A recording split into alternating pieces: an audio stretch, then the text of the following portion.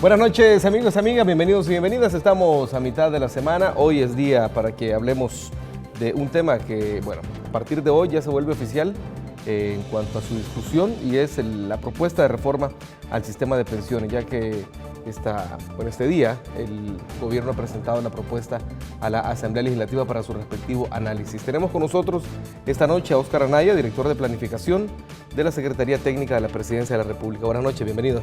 Gracias, buenas noches. Y también está Víctor Suazo, diputado del FMLN.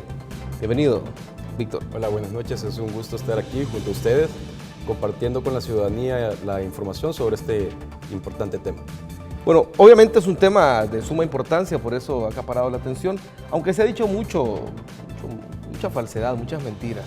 Es tiempo de que este tema sea analizado de manera muy seria, porque es algo que nos compete a todos y a todas. Es por eso que esta noche vamos a profundizar sobre este tema. Tenemos una nota que ha preparado Fabiola Dueñas, veámosla y que nos sirva de punto de partida para esta discusión. ¿Les parece? Bien, listo, veamos la nota.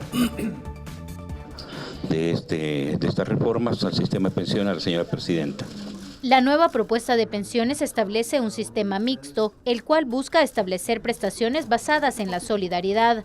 De acuerdo con el ministro de Hacienda, este nuevo sistema busca superar todos los desafíos económicos heredados del sistema privatizado, como la millonaria deuda, que en un inicio era de 7.300 millones de dólares y ahora supera los 24.000 millones. Es preciso mencionar que durante el periodo 2001-2006, los compromisos previsionales fueron financiados mediante la emisión y colocación de eurobonos en el mercado internacional por un monto de 1.232 millones de dólares.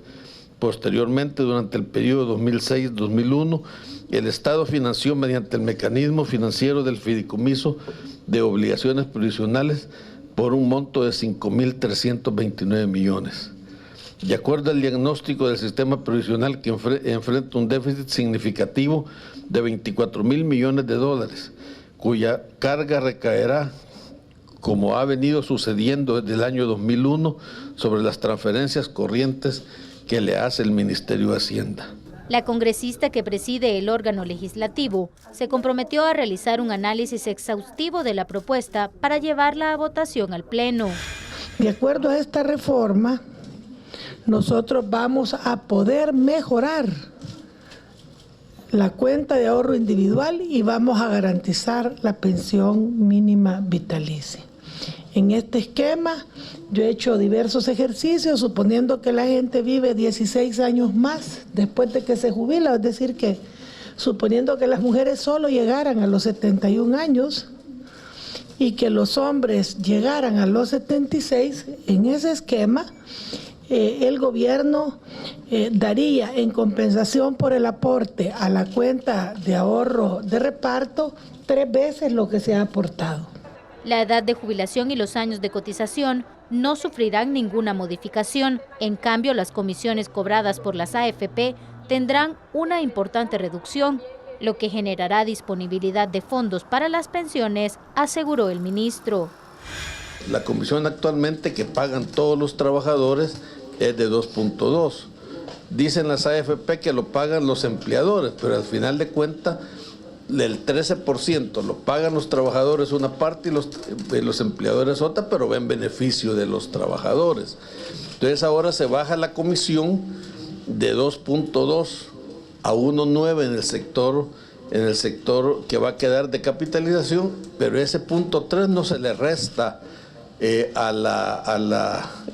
a los empleadores ni se le va a las AFP, ese va al ahorro de los trabajadores. Y en el sistema de reparto baja de 2.2 a 1. Entonces la diferencia queda acumulada en el sistema de reparto, que también va a necesitar un programa de apoyo a rentabilidades.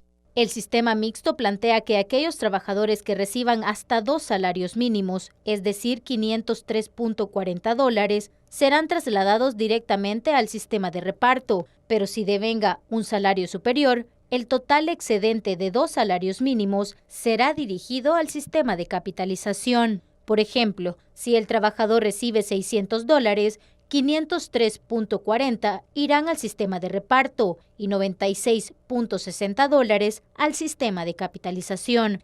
Estas personas, al jubilarse, recibirán doble pensión hasta que se acaben sus fondos administrados por las AFP, pero seguirán recibiendo la pensión vitalicia. Ambos sistemas serán administrados por las AFP y para velar por el correcto cumplimiento de este sistema mixto, se creará el Instituto Nacional de Pensiones, ya que por ley debe ser un ente público quien maneje los fondos del sistema de reparto.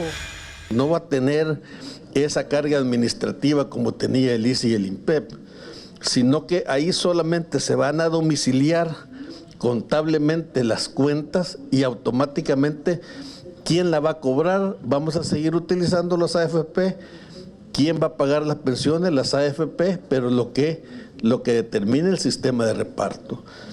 Creemos que las AFP controladas, bien vigiladas, bien guiadas por el instituto, que es una entidad pública, va a poder hacer su cometido de administrar, de cobrar las cotizaciones y de administrar los ahorros que tenga. Según el funcionario, el sistema mixto promoverá la equidad en los beneficios, en la inclusión social, ampliación de cobertura y disminución del impacto en las finanzas públicas, pues garantizará los recursos para el pago de pensiones en un marco de sostenibilidad financiera y viabilidad fiscal en el mediano y largo plazo. Bueno, ahí tenemos la nota. Vamos a conversar exactamente sobre el contenido del anteproyecto. Oscar, el gobierno ya presentó la propuesta. ¿En qué consiste? Ya veíamos en la nota algunos elementos. ¿En qué consiste esta reforma en sus elementos más fundamentales? O mejor dicho, ¿cuáles serían los cambios más visibles y los beneficios que los trabajadores y trabajadoras tendríamos, mejor dicho, con esta reforma? ¿Cómo no? Bueno, los rasgos fundamentales de la reforma es básicamente la creación del pilar mixto o sistema de reparto. La parte esencial del sistema de reparto es que el Estado, ¿verdad?, cuente con los flujos que van a financiar la pensión básica o pensión mínima de 207.60. Hoy por hoy, lo que ha ocurrido es que el Estado se le dejaron las responsabilidades de pagar la pensión mínima o básica, ¿verdad?, por aspectos constitucionales, pero los flujos financieros los tiene las AFP, ¿verdad?, de tal manera que lo que se busca es casar o hacer calzar, ¿verdad?, obligaciones, ¿verdad?, versus recursos financieros. Ese, digamos, es un aspecto esencial de la reforma. La otra parte importante de la reforma, ¿verdad?, es que el decreto 100, ¿verdad?, que otorgó, ¿verdad?, beneficios, ¿verdad?, en exceso a lo cotizado, lo que busca es corregir esa distorsión, ¿verdad?, de tal manera, ¿verdad?, que las personas optadas y las personas obligadas, ¿verdad?, tengan los mismos beneficios. Es decir, lo que la persona ha cotizado, ahorrado, más su rentabilidad, y lo que cotizó en el sistema antiguo, ¿verdad?, sirvan de base para calcular su monto de pensión, ¿verdad? Creo que eso, digamos, es una parte esencial que le imprime equidad, ¿verdad?, al sistema de pensiones, tanto, digamos, en los montos de las pensiones como también en los temas de género. Entonces creo que ahí la reforma busca corregir esa distorsión. Pero por otra parte, también las personas, digamos, que ganan 2 salarios mínimos, como se mostró en la nota, de $503, ¿verdad?, estas personas que constituyen el 78% pasan al sistema de reparto. Y las AFP, ¿verdad?, se quedan con un 22% de los afiliados. El proyecto, a la vez, la reforma plantea que este sistema de reparto, ¿verdad?, va a ser administrado también por las AFP.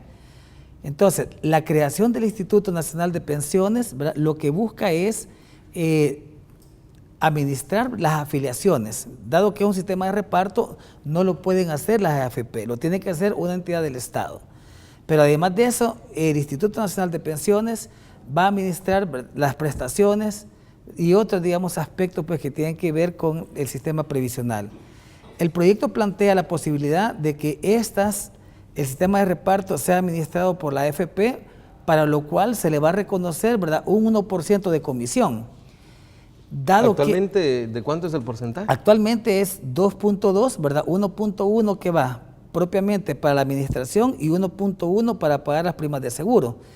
En el sistema de reparto ya no se requeriría contratar, ¿verdad?, esa prima de seguro, puesto que el Estado asumiría, ¿verdad?, los riesgos, ¿verdad?, por, digamos, las pensiones.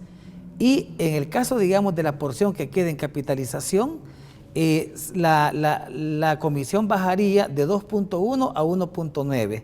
Se hicieron los análisis, ¿verdad?, financieros y los cálculos, y se estimó que con 1.9 las AFP obtendrían utilidades, digamos, normales y no utilidades extraordinarias, de tal manera pues que con eso solventamos.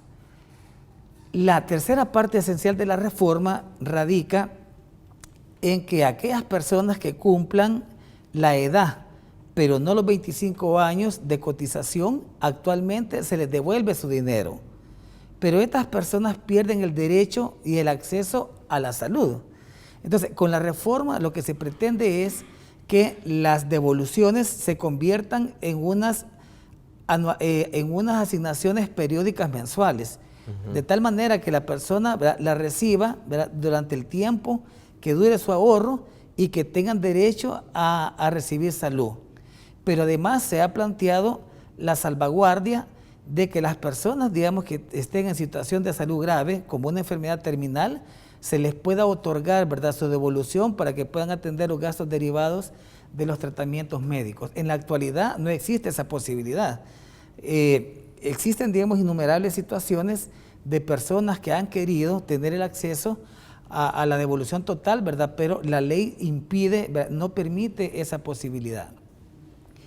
Luego tenemos otra característica de la reforma, y es la posibilidad del cruce, digamos, de las bases de datos entre las declaraciones de las cotizaciones en el Seguro Social y en las AFP. Hoy por hoy hay una discrepancia de 200.000 personas que sí aparecen en la planilla del Seguro Social, pero que no aparecen en la planilla de las AFP. Entonces, al cruzar las bases de datos, ¿verdad?, eso permitiría ir, digamos, calzando o cuadrando ambas planillas, de tal manera de que esto, digamos, es una forma de aumentar cobertura, y de esa manera los trabajadores pues también se verán protegidos pues por esta medida. Ya en la parte puramente financiera, yo diría de que la deuda pensional, ¿verdad?, con todo este movimiento, ¿verdad?, va a tener una reducción significativa, ¿verdad?, de tal manera de generar el espacio fiscal, ¿verdad?, por el lado de la deuda, que permita de nuevo al FOP seguir, digamos, haciendo emisiones. Y por otra parte también, ¿verdad?, los flujos financieros que pasarían al sistema de reparto, que va a ser administrado por la AFP, da la posibilidad de poder seguir pagando pensiones y de esa manera reducir los requerimientos de emisión de certificados de inversión provisional. Me quedaría por ahí, digamos, no, sí, con esa explicación yo creo que mejor cerramos el programa. No, mentira, muy amplia la explicación, definitivamente. Yo sé que hay cosas que vamos a ir detallando. Por ejemplo, el tema de solidaridad, que es un concepto que la ciudadanía, lastimosamente durante 20 años, dejó de escuchar en este país de parte del Estado. ¿Cómo se incorpora el concepto de solidaridad con esta propuesta de reforma? Bueno, cuando las pensiones mínimas, ¿verdad?, van a ser, digamos, administradas, ¿verdad?, y pagadas por el sistema de reparto, ¿verdad?, ahí se introduce y se imprime, ¿verdad?, un principio de solidaridad intergeneracional, ¿verdad?, lo cual no existe hoy por hoy, ¿verdad?, en el sistema de capitalización.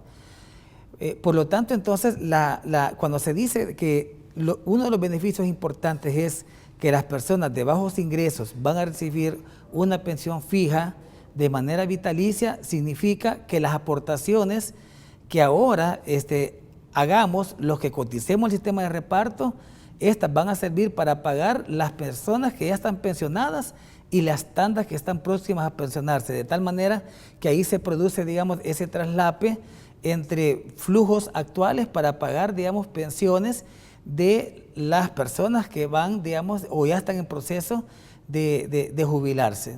Entonces creo de que un aspecto importante, y me parece muy buena la pregunta, desde el punto de vista social, es que esta reforma ¿verdad?, va encaminada a favorecer y a beneficiar las personas pobres y de más bajos ingresos, de tal manera pues de asegurarles, ¿verdad?, esta pensión vitalicia hasta el final de sus días. Listo. Ahora, Víctor, ustedes como diputados de la Asamblea Legislativa y como parte de la bancada del FMLN, ¿cuál es el compromiso al recibir esta propuesta de parte del gobierno? Sí, bueno, nosotros le hemos estado dando seguimiento también desde que se ha estado elaborando la propuesta. Hemos dado seguimiento a los estudios que le dan sustento a la propuesta que presenta el Ejecutivo. Hay estudios actuariales realizados aquí en El Salvador, pero también estudios actuariales elaborados por firmas mexicanas y respaldados por el Banco Interamericano de Desarrollo. Nosotros a lo que nos comprometemos es a fomentar un debate amplio, no solamente en la Comisión de Hacienda y Especial de Presupuesto y en la Asamblea Legislativa, sino también afuera, donde podamos dar a conocer, discutir esta propuesta con sectores, los actores relevantes, por ejemplo, los sindicatos o organizaciones o asociaciones de pensionados. De hecho, el día de ayer ya tuvimos un primer encuentro con pensionados del INPEP, en el que se les aclaraba en qué consistía esta propuesta y se les hacía la aclaración también de que los que ya están pensionados, sea del INPEP, IS o AFP, no tendrán ningún cambio, los que ya están pensionados, que los únicos que entrarán en esta reforma son los que actualmente están cotizando bajo el esquema de AFP. Entonces nosotros ya empezamos este esfuerzo de diálogo, de transparencia también con estos sectores relevantes. En la Asamblea Legislativa, por supuesto, también vamos a convocar a los sindicatos, a las asociaciones de pensionados. También tendremos que escuchar a los señores de Asafondos, aunque nosotros estamos claros en el papel que juegan estos señores. Ellos son la Asociación Salvadoreña de Administradoras de Fondos de Pensiones. Ellos representan y defienden los intereses de la AFP. Por lo tanto, ellos defienden el sistema tal y cual está actualmente, porque es un sistema basado en privilegios en el cual ellos son los únicos ganadores en este esquema.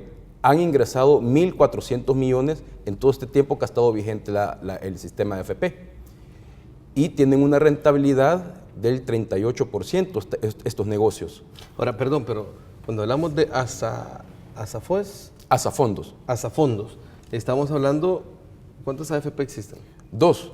Entonces es un duopolio. Asafondos es una asociación de 2. Sí, fíjate que... Digo, pongo esto y lo pongo en perspectiva porque estamos hablando de los intereses de cientos de miles de salvadoreños, trabajadores y trabajadoras, versus el interés de dos empresas nada más, que es un duopolio. Fíjate que el sistema se supone que fue creado para que estas empresas compitieran, pero estas empresas, al contrario de competir, se han unido y cobran los dos la comisión máxima, porque la idea es que el factor de competencia fuera la comisión, es decir, que yo para tratar de retener o atraer más cotizantes, te bajo la comisión, pero estos, al contrario de competir, se han unido en Asafondos, ¿verdad? Hasta lanzan publicidad en conjunto, es un duopolio definitivamente. Entonces, eso es todo lo contrario de la competencia. Claro, y fíjate qué curioso también, porque estas empresas son parte de un mismo consorcio, cada una de ellas tiene un consorcio o un cártel. Por ejemplo, al momento de la privatización, la AFP Confía era parte del grupo Cuscatlán, el Banco Cuscatlán, AFP Confía y la aseguradora CISA. Con este esquema, ellas, y por el otro lado, que aunque antes tenía otro nombre, la AFP Crecer es parte del grupo agrícola. Está el Banco Agrícola, AFP Crecer y la aseguradora Suiza. Y fíjate que actualmente en este sistema de AFP, ellos tienen la obligación de lanzar una licitación para contratar el seguro de invalidez y sobrevivencia. Tienen que lanzar una licitación porque tiene que haber competencia, pero justamente el año pasado la Superintendencia de Competencia sancionó a las aseguradoras con $3.400.000 por estar haciendo prácticas anticompetitivas, que era lo que hacían una rueda de cabellitos, se ponían de acuerdo, acordaban precios y un año se iban rotando. Por ejemplo, un año le decían a la aseguradora de la competencia, yo este año voy a poner una oferta alta, vos presentá una oferta mínimamente baja para que definitivamente tú vas a ganar, y el otro año me toca a mí. Tú le presentas la oferta alta y yo la baja, y así gano yo. Y así estuvieron haciendo durante muchos años. Actualmente, la AFP Crecer, a quien tiene contratada es a la aseguradora ACE Suiza, que es del mismo consorcio, casualmente. Y por eso fue que la Superintendencia de Competencia los ha sancionado. Ahora, ellos dicen que lo que ellos ingresan en comisión no es necesariamente el 2.2% del salario. Dicen de que ellos solo es 1.2 y que el resto es para el seguro, pero sí, pero el seguro de sus mismas empresas. Entonces, ellos han ingresado 1.400 millones de los trabajadores y esto ha permitido de que sus empresas sean altamente rentables, tengan una rentabilidad del 38%, las empresas de ellos. Y cuando tú comparas la rentabilidad del fondo de pensiones, que es para la que nosotros le pagamos para que trabajen, pongan a trabajar nuestro dinero, la rentabilidad es apenas de un 4%. Digo, porque qué bueno sería, limitándonos a ese punto, qué bueno sería que la rentabilidad que tienen ellas, estas dos empresas, fuera la misma rentabilidad que tuviéramos nosotros como cotizantes. Sí, y hay otro punto muy curioso, fíjate que en muchos casos ellos le prestan nuestro dinero a los bancos y se lo prestan un interés mucho más bajo, ¿verdad? Que es el interés de mercado. Pero después estos bancos, nuestro dinero, nos los prestan a nosotros mismos. Entonces ellos se lucran dos veces de ese dinero. Uno, porque nosotros les pagamos la comisión a las AFP, y dos, porque después los bancos, o sea, las AFP le prestan el dinero a los bancos y después los bancos nos lo prestan a nosotros a un interés mucho más alto, nuestro propio dinero. Entonces esto ha permitido que el sistema financiero, las AFP, los bancos y las aseguradoras pues tengan unos grandes ingresos, y es por eso que lamentamos la campaña que estos sectores han estado impulsando en el sentido de desprestigiar y mentir descaradamente. Ya vamos a profundizar, porque sí me gustaría que profundizáramos en esa parte, solo que tengo que ir a hacer una pequeña pausa. Cuando regresemos vamos a hablar, seguir conociendo las características de la reforma que se está presentando y justamente vamos a regresar con eso. ¿Qué hay detrás de esa campaña? Ya empezamos a ver que lo que hay es un negocio redondo y sin competencia. Bueno, ya venimos con más. Bueno, seguimos hablando esta noche del sistema de pensiones y la reforma que ha propuesto el Ejecutivo, que ya se encuentra en manos de los diputados y diputadas de la Asamblea Legislativa. Conversamos con Víctor Suazo, diputado suplente del FMLN, y también está con nosotros Óscar Anaya, de la Dirección de Planificación de la Secretaría Técnica de la Presidencia.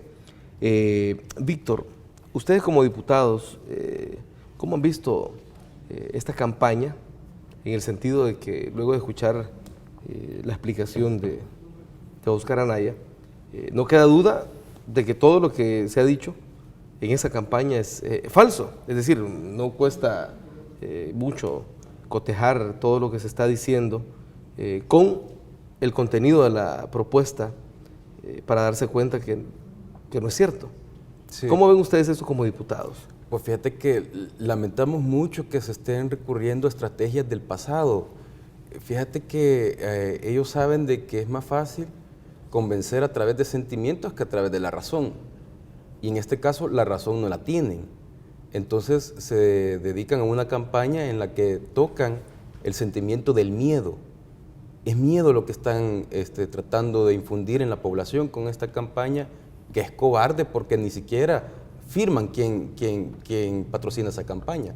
Solamente dice campo pagado, pero no la asume nadie. Ahora, todos sabemos quiénes se dedican en cada campaña electoral a infundir miedo. Sí. Difundir miedo y generar esa situación en el electorado, sobre todo, ¿no? Claro, entonces nosotros vemos que si ellos hablaran con la verdad, tuvieran argumentos, hablaran con la justicia, no tendrían por qué esconderse. Sin embargo, mienten y tratan de infundir miedo, y es por eso que se esconden.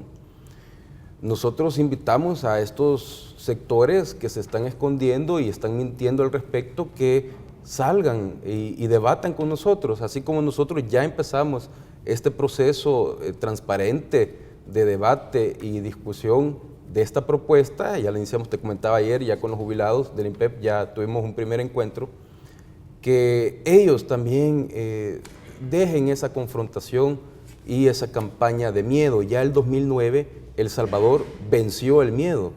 Nos decían antes del 2009 que el FMLN se iba a robar las remesas, que también se le iba a quitar las vacas y las gallinas a los campesinos. Pero El Salvador salió a las urnas del 2009 y venció el miedo, no se dejó engañar, y ya comprobamos que las remesas nadie se las ha robado, han estado incluso creciendo. Luego, en esta campaña anterior, estos sectores de derecha recalcitrante se dedicaron a nuevamente infundir miedo. Decían de que no iba a haber pollo, que no iba a haber pupusas, e incluso sacaron un spot diciendo ese tipo de falsedades. Obviamente la población ya no creyó ese tipo de cuestiones, ¿verdad? Y venció nuevamente el miedo. Y yo invito a la población que no se deje engañar con esta campaña de miedo, que estudie nuestra propuesta, que se participe en todos los eventos que nosotros estamos realizando de diálogo, para que podamos tener la mayor información, mejor información, y formemos una mejor opinión también. Y de esa forma, ojalá que estos señores de Asafondos y FUSADES den la cara también, así como la está dando el gobierno y el FMLN. Fíjate que ellos tienen propuestas, FUSADES y Asafondos, las AFP, tienen propuestas, pero ellos no hablan claramente de qué tratan las propuestas de ellos. Fíjate que ellos pretenden para mantener, a modo de mantener este sistema que únicamente los beneficia a ellos, pretenden aumentar la edad y aumentar la cotización, y claramente no proponen bajarse a ellos la comisión. Entonces, ¿qué implica para el pueblo salvadoreño aumentar la edad y aumentar la cotización? Bueno, en primer lugar, a más cotización y más tiempo de trabajo, esto implica que mes a mes se le pague más comisión a las AFP. Entonces aumentan las ganancias de ellos. Y fíjate que con el sistema actual existe una gran exclusión de la población económicamente activa. Apenas un 23% cotiza, y de ese 23% apenas un 40% logrará una pensión. Entonces, si nosotros aumentamos la edad de que actualmente de cotización es 25 años, si la aumenta, o la edad de jubilación, si la aumentamos, si ahora apenas el 23%, el 23% cotiza, y solo de ese 23, 40 logra una pensión, que es alrededor de 10% de toda la población que logra pensión, menos la van a lograr si nosotros admitimos estas propuestas de Asafondos y FUSADES de aumentar la edad. Nosotros tajantemente decimos no estamos de acuerdo con esa propuesta y no la vamos a apoyar.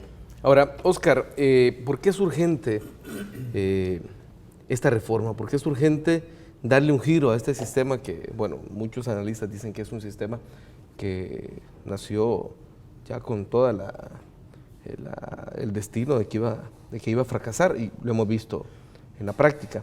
¿Por qué es urgente hacer este cambio?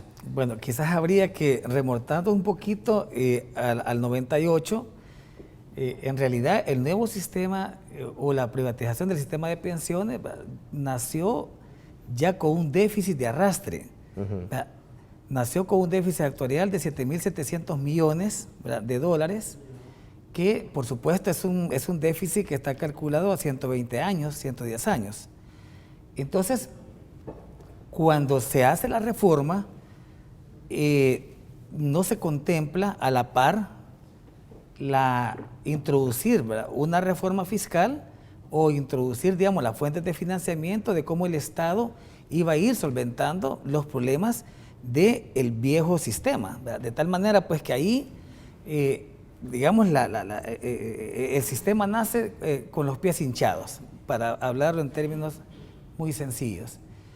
Luego entonces, después, digamos, de la reforma y del diseño original, empiezan, digamos, a emitirse un conjunto de decretos, ¿verdad?, que van distorsionando y profundizando el déficit actuarial. Entonces, igual, ¿verdad? Ocurrió en el 2006, ¿verdad? Con los dos decretos, el 1217, ¿verdad? Y luego con el decreto 100, ¿verdad? Donde se otorgan beneficios en exceso a lo que cotiza cada persona, cada afiliado. Entonces, eso, digamos, profundiza, por supuesto, el déficit actuarial sin una contrapartida, digamos, en los recursos del Estado y del sistema. Entonces, se va creando, digamos, ese desbalance de tal manera de que el sistema original, ¿verdad?, nace en desequilibrio, ¿verdad? Se dice, por ejemplo, ¿verdad?, que el sistema, quitándole la parte del costo de transición, ¿verdad?, y solo viendo el sistema como tal, está equilibrado, ¿verdad? Eso es totalmente falso, ¿verdad? Debido, digamos, a esas medidas populistas, ¿verdad?, donde pues se aumentan beneficios, sin una contrapartida en los recursos. Entonces, llegamos al punto en que después que se agotan las reservas del INPEP y el Seguro Social, que ascendían como a 338 millones, empieza a utilizarse el mecanismo del endeudamiento externo, ¿verdad? De tal manera pues que está registrado que las emisiones de los eurobonos, ¿verdad?, se destinaban recursos, ¿verdad?, para paliar el problema, digamos, del déficit del sistema anterior. Además de eso, si uno revisa, por ejemplo, los decretos, los recursos de Fantel, ¿verdad?, cuando se privatizaron Antel, también, ¿verdad?, se tomaron recursos, ¿verdad?, de ese fondo y que sirvieron para financiar las pensiones.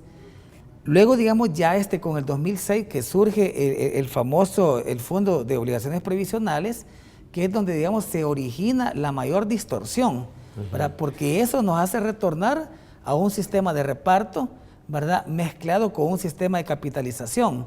Entonces, el conjunto, digamos, acumulado de todas esas medidas, más la crisis, ¿verdad?, bueno, la dolarización primero, ¿verdad?, que desploma la rentabilidad, ¿verdad?, y estos decretos, ¿verdad?, que con el afán de ofrecer beneficios iguales a los que las personas hubieran obtenido de quedarse en el sistema público de pensiones, ¿verdad?, hace, digamos, que se vayan profundizando el déficit actuarial.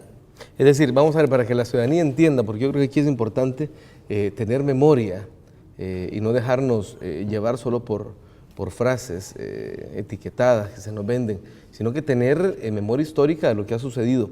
Desde el 98 se vienen dando este tipo de parches, entonces, que lo que han creado, bueno, digo, si hacemos un ser con un montón de parches, a lo más que se parece es a Frankenstein.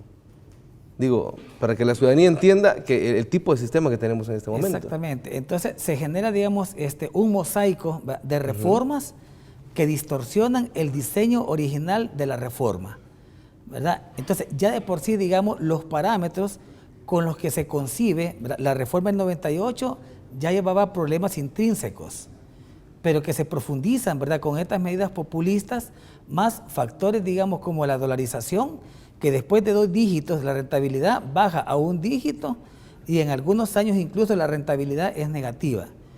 Luego viene todo el tema, digamos, de la crisis del 2008, ¿verdad?, que también, ¿verdad?, con la caída de la tasa LIBOR, ¿verdad?, porque la rentabilidad de los fondos de pensiones en la ley se amarraron la tasa LIBOR como referencia, ¿verdad? Entonces, claro, nadie iba a creer que la LIBOR se iba a desplomar con la crisis del 2008, de tal manera que ese amarre, ¿verdad?, legal, ¿verdad?, pega también a la rentabilidad de los fondos y por lo tanto los montos de las pensiones.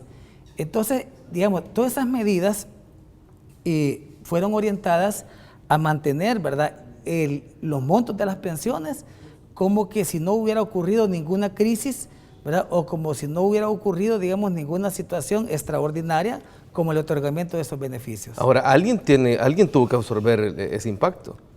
Fue el Estado. Precisamente, ¿verdad? Eso, digamos, va acumulando, ¿verdad?, las presiones fiscales que son, ¿verdad?, las que están a punto de estallar, ¿verdad?, para, digamos, las finanzas públicas. Y esa es, digamos, aparte, pues, que la importancia que tiene asegurar, ¿verdad?, las pensiones básicas y que la financie el Estado, pero que tengan los recursos, porque ya vienen, digamos, las futuras tandas de personas que se van a empezar a pensionar y que el Estado pues debe disponer los recursos. Esa es una de las razones por las cuales es urgente e importante esta reforma. Lo otro es también, digamos, el impacto, ¿verdad?, que esta masa de obligaciones va a tener sobre las finanzas públicas, concretamente sobre el déficit fiscal y la deuda pensional. De tal manera pues que, digamos, estamos en el momento de hacer esas correcciones, ¿verdad?, para poder regularizar, ¿verdad?, los flujos financieros, ¿verdad?, del Estado, como también, digamos, el tema de la sostenibilidad financiera del sistema de pensiones. Entonces, para garantizar que la gente tenga su correcto. plata cuando se jubile. Exactamente, asegurarle a la gente, ¿verdad?, digamos, el pago efectivo de las pensiones, de tal manera pues que no vayamos a esperar que esto derive, ¿verdad?, en una crisis y que entonces se vayan a tomar, ¿verdad?, medidas que no vayan en beneficio de la población. Esa era la otra pregunta que le iba a hacer, de qué pasaría si no se reforma. Pero eso cuando regresemos de este importante sondeo, porque le preguntamos a la gente, ¿está de acuerdo que las AFP tengan millonarias ganancias con la administración de sus pensiones? Aquí está lo que dice la gente. La verdad que no, y creo que no es lo correcto. ¿No? ¿Qué debería hacerse entonces? Fíjese que desconozco en realidad bien cómo está la situación para darle una opinión bien clara, pero por lo que se escucha como que no es lo correcto, ¿verdad? De ninguna manera, ese es un robo que nos hicieron desde que nos obligaron a pertenecer a las AFP y no nos dieron opción de escoger. No, yo nunca he estado de acuerdo, ¿verdad?, porque yo sabía que eso era una estafa lo que nos venía. No estoy de acuerdo, porque es el dinero que le corresponde a los trabajadores y no es justo que lo utilicen con otros fines y para beneficio de ellos mismos. Ese ha sido un robo descarado de las AFP que lo impusieron, ¿va? Lo impusieron en un momento que ellos gobernaban, ¿va? Entonces el pueblo tratan de quererle meter una cortina de humo para que no se pronuncie, y es más, yo denuncio también ante aquí las cámaras que estos jodidos, quienes fueron los que impusieron ese sistema, fue porque ellos tienen el sartén por el mango, y la otra es de que a los trabajadores probablemente los estén, porque ahí sale una encuesta que tergiversa el verdadero robo que ellos han hecho. Bueno, ahí está lo que dice la gente. Víctor, ¿cómo ves estas opiniones? No, tiene mucha razón la población. Fíjate que si tú comparas la rentabilidad de nuestro fondo de pensiones apenas del 4%, pero la rentabilidad de sus negocios del 38%. Y cuando vemos cuánto nos han cobrado estas AFP por supuestamente administrar nuestro dinero, vemos el por qué la rentabilidad de ellos es tan alta. Fíjate que al momento de la privatización en 1998, la comisión que los señores de Arena se autorrecetaron a sus propios negocios fue de un 3.5% del salario y la cotización era apenas del 9.5%. ¿Qué implicaba esto? Que de cada $100 que ese 3.5 es del salario, pero en relación a la cotización corresponde a un 37%, es decir, de cada $100 que tú cotizabas, 37 iba a parar a los bolsillos de las AFP. Hasta ahora que en la reforma que impulsó el FMLN en 2012 fue que se les bajó la comisión a 2.2, porque en la Asamblea Legislativa no se pudo bajar más, no porque la propuesta era bajarle más. Entonces, actualmente con esa comisión de 2.2, esto implica, del salario implica que la comisión es el 17% de la cotización. Y ese 17%, como ya lo dijimos, se divide entre la AFP y la aseguradora, que son de ellos mismos, ¿verdad? Entonces, así han tenido ganancias cuantiosas. Entonces, actualmente te quitan el 17%, pero tu rentabilidad es de 4%. Para que nosotros podamos compensar lo que nos quitan la AFP, la rentabilidad debería de ser mayor al 20%. Pero si tú ves cuánto ha sido la rentabilidad del fondo de pensiones, difícilmente pasa del 6%. Antes, la única vez que sobrepasó el 10%, el 6%, la rentabilidad del fondo de pensiones, fue cuando nosotros teníamos el colón, pero con que la rentabilidad llegó a ser el 13%, pero de nada servía que la rentabilidad en aquel entonces fuera del 13% porque te quitaban el 37% al inicio, cuando privatizaron. El 2001, cuando Francisco Flores nos impuso el dólar, la rentabilidad del fondo de pensiones bajó de 13% a 6%. Bajó 7 puntos, bajó más de la mitad. Entonces, cuando los señores de Arena dicen de que es el FMLN el culpable de la baja rentabilidad, eso es falso. Aquí quienes han bajado la rentabilidad del fondo de pensiones han sido los señores de Arena con la dolarización. 7 puntos bajó. Listo, vamos a hacer una segunda pausa. Cuando regresemos, seguimos hablando de cuál es el proceso que debe seguir esta propuesta dentro de la Asamblea Legislativa. Ya venimos con más. Gracias por continuar en sintonía de Gente de Opiniones. Seguimos hablando del tema de la reforma de pensiones. Óscar Anaya, director de planificación de la Secretaría Técnica de la Presidencia, y Víctor Suazo, diputado del FMLN. Vamos a ver, Óscar, ¿por qué es importante que este tema sea visto como un tema humano y pues un tema también financiero? Y no solo como un tema fiscal como la derecha quiere reducirlo. Bueno, en realidad el tema del sistema previsional es un tema complejo, ¿verdad? Ya hablamos de todas las etapas por las que ha venido transitando, y esto es la acumulación, ¿verdad?, de un conjunto de eventos que ahora pues nos encontramos en un momento en el que hay que tomar algunas medidas que lo coloquen en una trayectoria de sostenibilidad financiera al sistema mismo en el largo plazo, ¿verdad? Estamos conscientes que esta reforma no va a resolver todos los problemas de un sistema previsional. Para eso se requerirían, por supuesto, ¿verdad?, otras etapas, ¿verdad?, u otras reformas, ¿verdad?, posteriores de carácter paramétrico para asegurar totalmente la sostenibilidad en el largo plazo. Creo que eso es importante dejarlo establecido, ¿verdad?, porque, repito, la acumulación, ¿verdad?, digamos, y la problemática es tal, ¿verdad?, que una reforma como tal, ¿verdad?, no resuelve todos los problemas. Entonces, en el orden de prioridades, por supuesto, ¿verdad?, y está establecido en el Plan Quinquenal de Desarrollo, el objetivo del gobierno, ¿verdad?, es asegurar el pago de las pensiones, ¿verdad?, y fundamentalmente de aquellos segmentos de población, ¿verdad?, que ganan pues ingresos, salarios mínimos, ¿verdad?, y por eso la ley estipula hasta 2 salarios mínimos, de tal manera que el Estado, ¿verdad?, con esta reforma tenga los recursos para poder afrontar esas obligaciones, que también, ¿verdad?, se disminuyan las presiones fiscales, ¿verdad?, y también se cree un espacio fiscal para el tema de la deuda pública, porque de todos modos se va a requerir siempre seguir utilizando el mecanismo del FOB, ¿verdad? Dicho eso, entonces, es importante decir, ¿verdad?, que esta reforma en realidad deja, ¿verdad?, intacto e invariable los beneficios de los cotizantes activos en el sistema público de pensiones, ¿verdad?, que son aproximadamente 10.000 personas.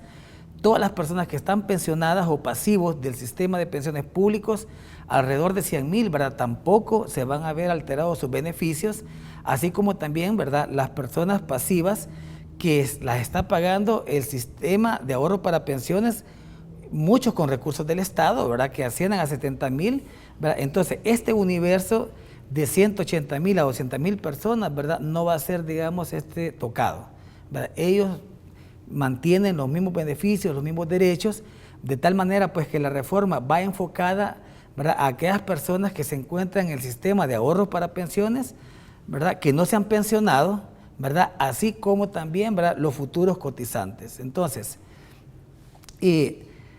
algunas inequidades, ¿verdad?, que son importantes resolver es ese tema, digamos, de los montos diferenciados de las pensiones. Esos parches a los que hacía referencia precisamente son los que han venido a generar, ¿verdad?, esa profusión o esa diferenciación de segmentos de población, ¿verdad?, en el sistema previsional.